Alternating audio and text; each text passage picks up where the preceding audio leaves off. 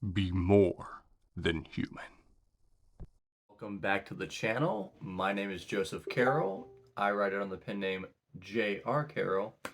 And today we're coming back to Dresden.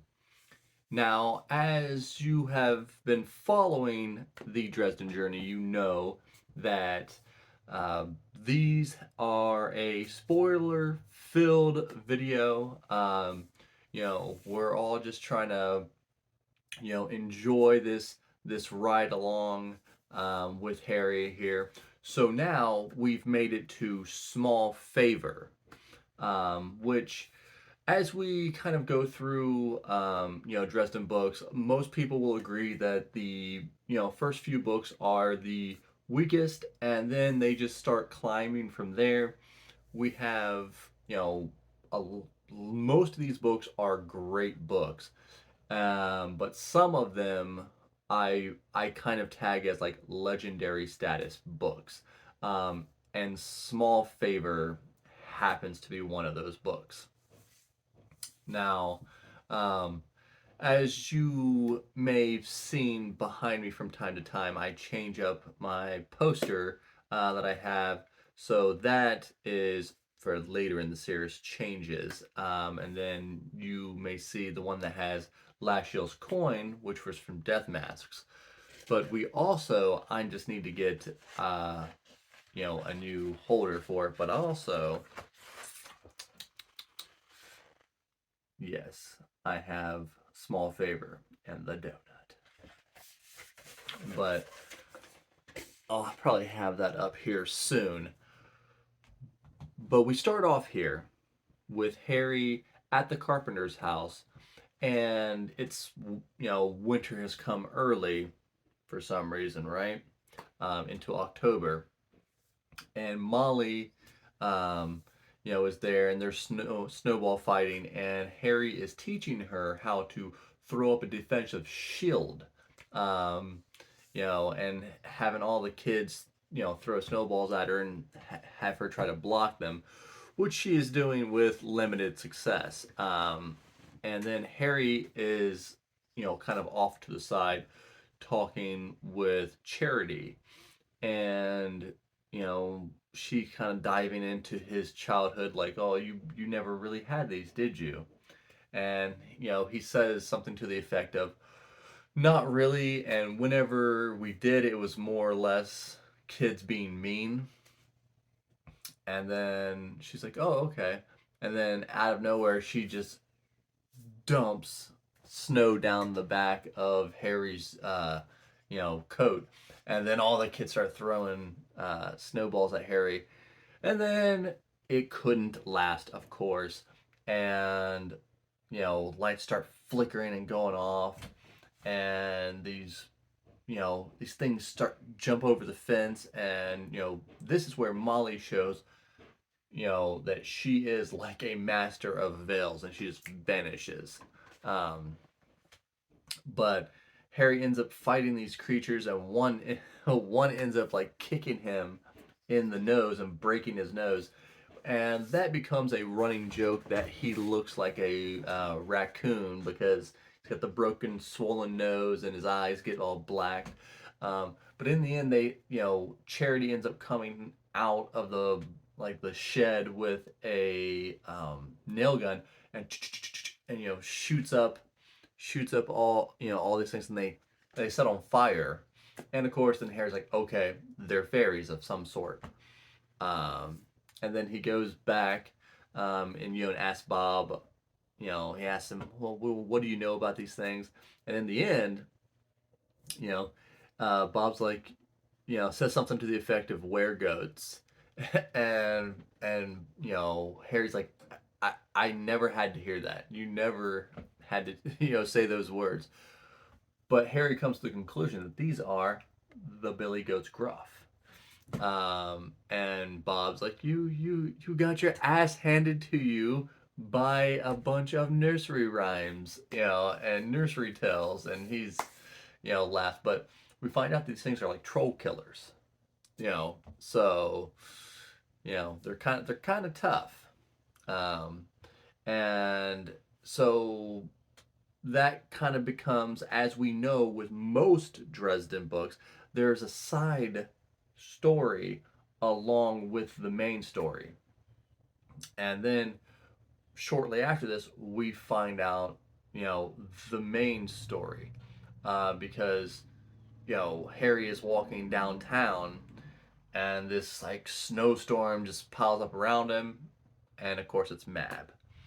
And Mab tells him, I need your help. And she shows, I need a small favor. And she shows that Marcone, is in trouble and has disappeared. Um, he created like this safe house with guard, but it was attacked by this like giant beam like thing that exploded, blew the building up or whatever. In their you know, but apparently he survived and was kidnapped. And Mab's like, I need you to get him back. And and of course Harry's like, why must I save Marcone? I was like, this is ridiculous. So this becomes the main storyline here.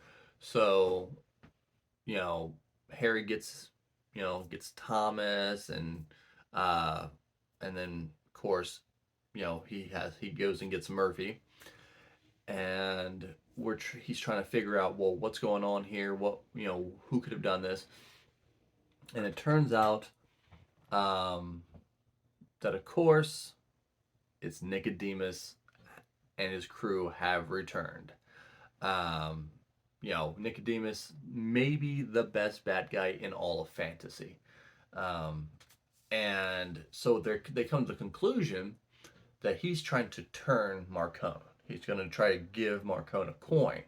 So, um, and and then it turns out that, who's back over at the carpenter's house but Sonia. So both the knights happen to be in town when this is going down. And um, Harry finds guard. Um, she ends up being like, she's like disemboweled. She's like putting her freaking guts back inside, and Hendrix is at the safe house with her. Um, and then Nicodemus's, some of Nicodemus's crew ends up at the house, and you know his wife, or whatever you want to call her, Tessa, ends up telling me, just give us Guard and Hendrix, and I'll let you walk. Him and Thomas and Hendrix end up fighting them off. And then he's like, okay, we got to figure out what's going on. And Guard tells him, you need to call in another signatory of the Accords. They're breaking because Nicodemus is part of the Accords, so they're breaking it. And, and at first, uh, he was kind of, didn't really want to do that. And then he's like, he figures he's got no other choice, right? So he brings in Guard. Um, he well he he calls on Garden, and then he brings in Ivy, which also of course brings in Kincaid. And then because he's using the White Council, Lucio jumps on board. And so then we have a lot of heavy hitters here. And, well, as most Dresden things go, there is more than one angle for Nicodemus. And he tries to set up a meeting here at the aquarium. And when they do, the little sigil thing that they use to blow up the building, Harry figured out, of course, at the last second, that it is actually used to lock down power. Um, and they made another one at the aquarium, which locks out all outside power, kind of like locking out the air. So there's only so much air in there. Well, there's only so much energy. So now you have Ivy, Kincaid, and Harry locked locked inside, and with all these Denarians. And Kincaid is just murking these guys, just just headshot after headshot. He's hiding, from the rafters like freaking Spider-Man. Um, and then Harry gets in a position where they're about to kill Harry. Ivy comes back out of her veil and then just starts showing you how powerful she is. I mean, Harry cannot believe how strong she is, but he knows there's this limited amount of power in here, and they can try to wait it out or try to do something. So Harry ends up grabbing Ivy and like running, trying to like run down the stairs, um, and try to get away and try to hopefully run the clock out until the thing loses its power source because it takes a lot of power to keep it up. They get down to the bottom of the big aquarium, and they had he figured out that they were actually gassing them, and he finally like gives out, falls over. Ivy's she's out of it. She can't conjure any more power because her power level's low, and she's been gassed.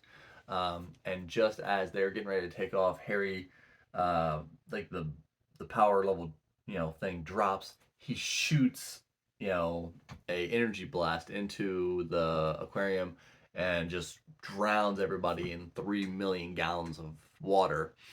Um, but it still wasn't enough. They got away with Ivy, so that was the big twist here. Is like he's actually trying to go after Ivy.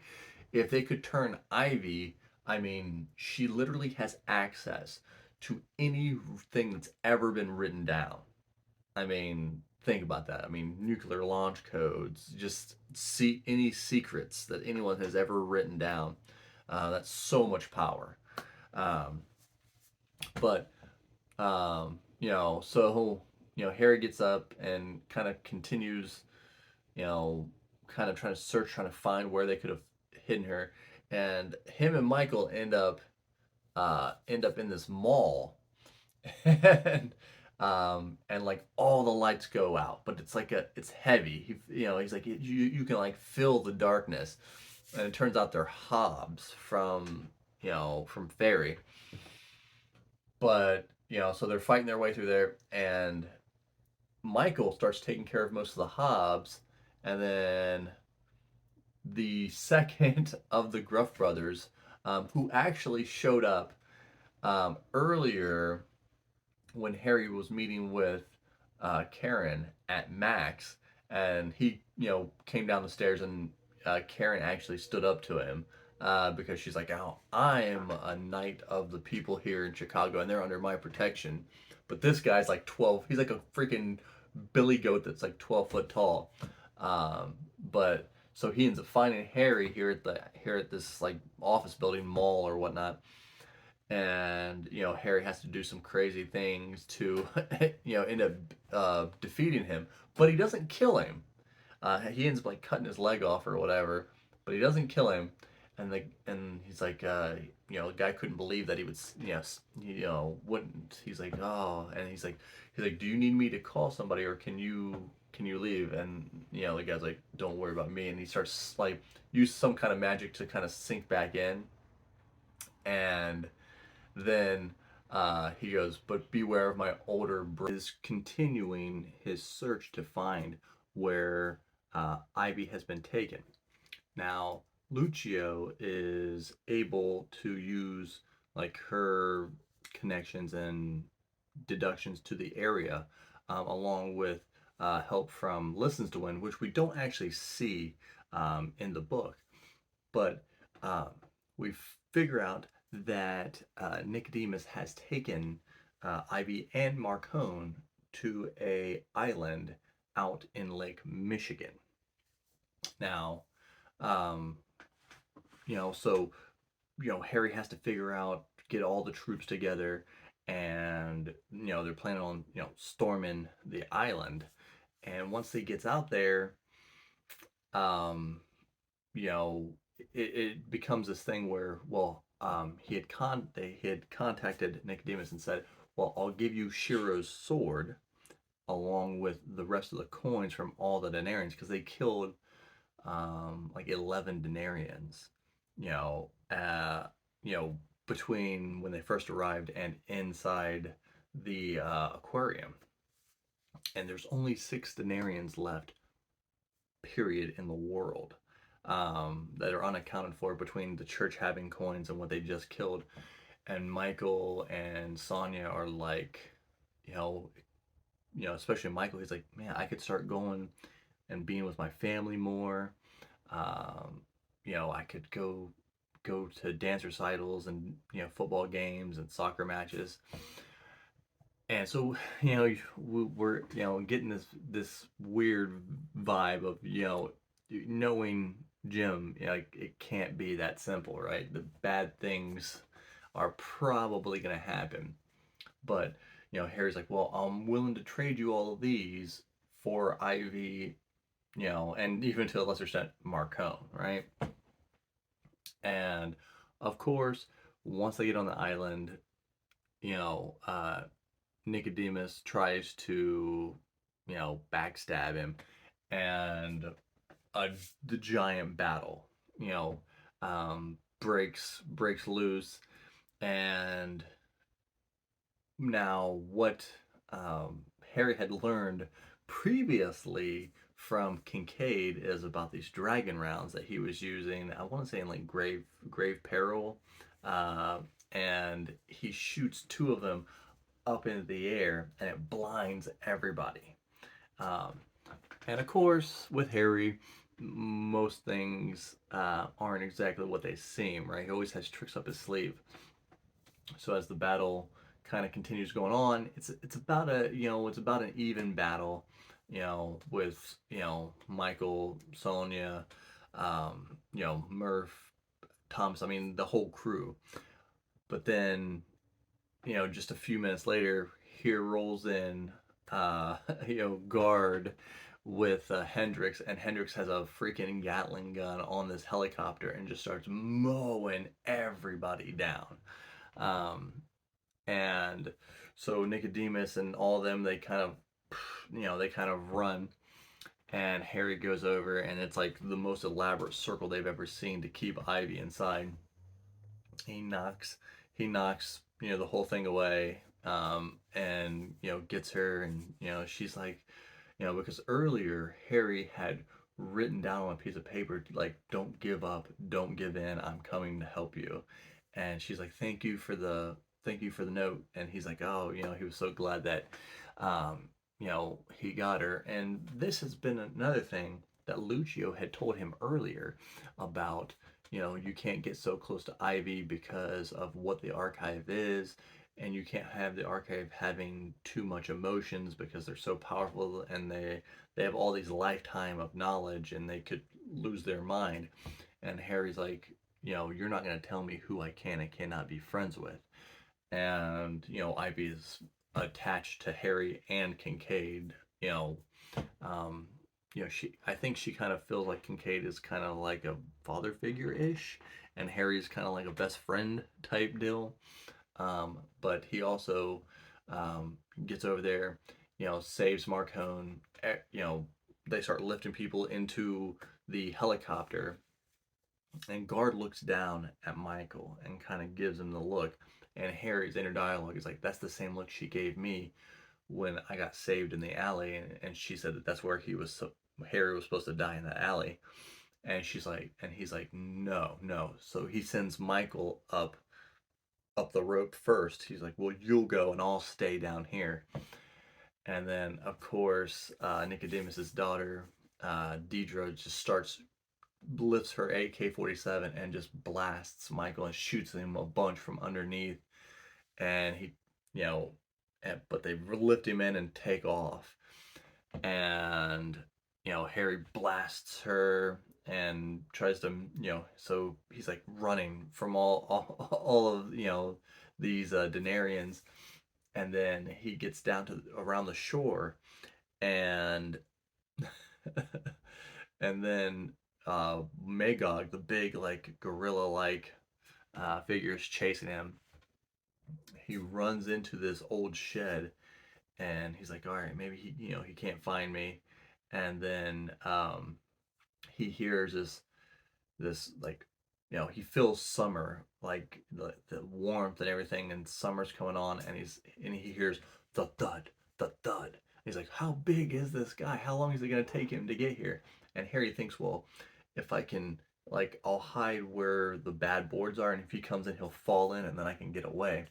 Well, Harry hears Magog come up to him, and then Eldest Gruff is speaking to him. Basically is like, in the thou is like, I, fallen one, I don't fear you, but I do not want to attack you. And of course Magog is big, dumb, and stupid, and tries to come after him, and he gets shot by some kind of energy from Eldest Gruff, and he goes flying through the building and crashes underneath.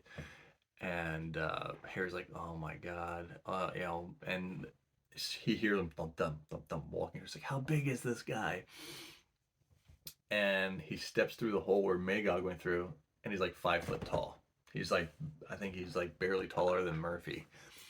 And he's like, oh my god. But he has like these purple stoles on him that Harry notices, and they're from the White Council, the heads of the White Council. And he's like, he must have dueled, these people who sat on the, you know, on the council, the strongest wizards, and he's defeated them.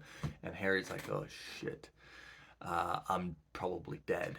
But then he thinks to himself, he's like, oh, I can use. So he uses Summer's pen. He goes, I need you to go get me a donut, a real Chicago donut.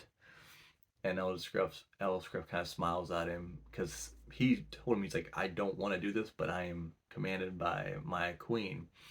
And he goes, Dresden, that may take me a while.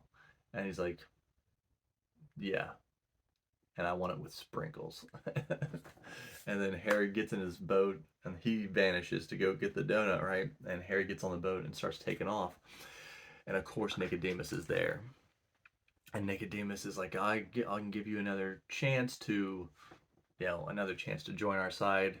And of course, Harry's like, no way. And actually, they end up kind of fighting really quick. Harry gets a hold of the noose and strangles him until he's unconscious, and he keeps on it even when he's passed out. And he's like, I'm just gonna I'm just gonna kill him.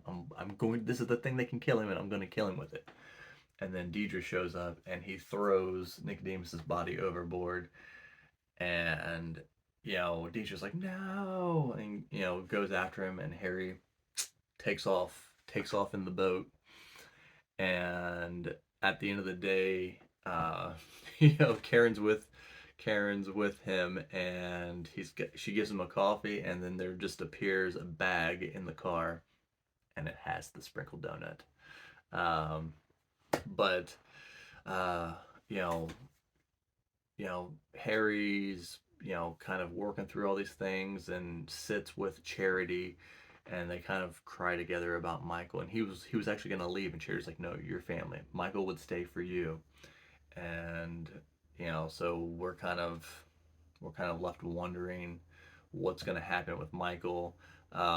Michael might be the best character, in the Dresden Files. Maybe one of the best characters in fantasy. Period. So you're feeling that, like, oh God, in your heart. And then um, it ends with Harry on a date with Lucio. And he ends up saying, it's like, because he ends up getting soul fire, was given to him at the battle there. And that's what kind of Bob explains to him. So he's kind of like, it's heavy on the heart, with Michael being injured. But he said, he was mentioning to Lucio when he kisses her, it's like, but it's good for the soul. Uh, but what did you think about Small Favor? Where does it rank? Is it a legendary book to you? Hit me up in the comments, make sure you're subscribed, and I'll catch you